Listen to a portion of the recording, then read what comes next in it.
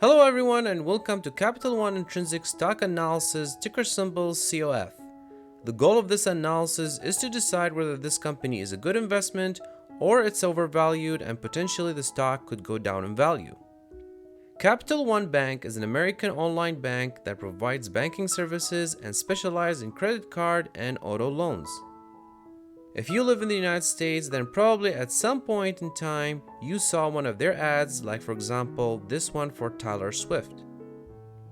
I think many people want to know if the stock hit the bottom because the stock went down by about 7% in the past year and about 49% since its highest price in the summer of 2021.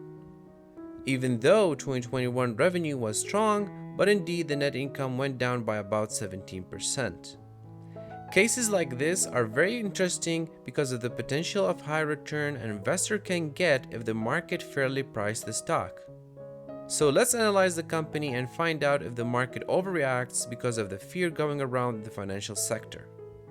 But before we do that, let me remind you that this video is not financial advice and for entertainment purposes only.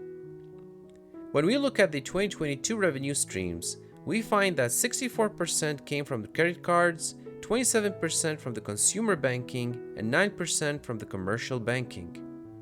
Checking the revenue and expenses graph, we can see that the revenue in the orange line went down in 2020 and 2021, but 2022 revenue is the highest since 2017. In my opinion, the decrease in revenue in 2020 and 2021 was the first thing that increased the investment risk. Add to this the decrease in net income in 2022, as you can see in the yellow line. This continued the theme that this company is facing a pressure from the rise of interest rates.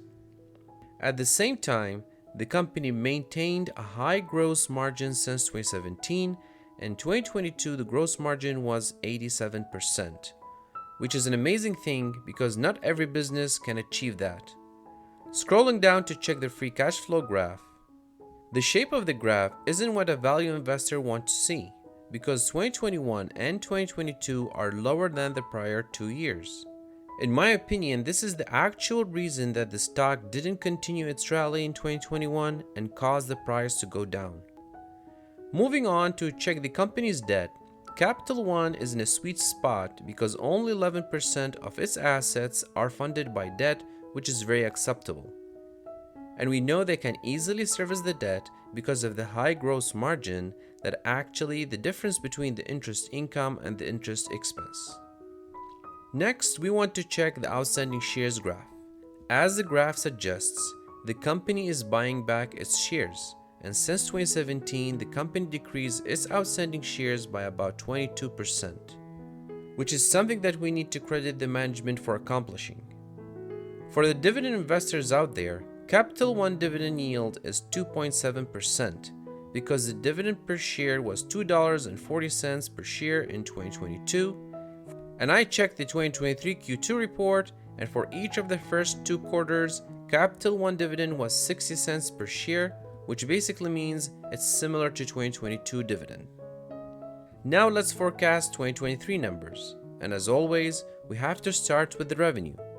Part of this analysis is reading the annual reports and finding out one element in the financial statements that we can use to forecast 2023 revenue.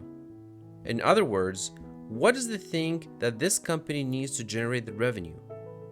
So in this case, in my opinion, we should use the total assets turnover or the assets to revenue ratio, because it has been very consistent over the past few years, ranging between 6 to 8% with an average of 7%. This will give us $31.8 billion in revenue, and I think this is a conservative forecast because in the first half of 2023 year, the revenue is $19.9 billion. So if you double that, it's way more than the $31.8 billion that we are forecasting, but let's be conservative to support my opinion that this stock is worth investing. Next, we want to forecast the free cash flow to revenue ratio, so we can forecast the total free cash flow in 2023. As you can see, this ratio has been decreasing since 2020, so let's assume the same trend will continue, and 2023 free cash flow to revenue ratio will be 36%, which is about 90% of the prior year's ratio. For the outstanding shares, we should use the info provided in the last available quarterly report. And let's start with 5% return investment ratio.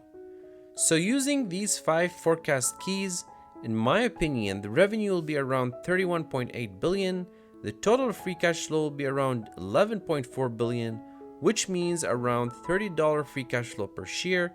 Using 5% return investment ratio, the intrinsic stock value is $593.78.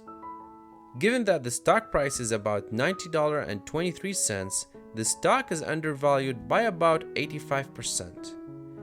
5% return investment ratio does not reflect the high risk in the banking and financial sector as a result of the rise of interest rates.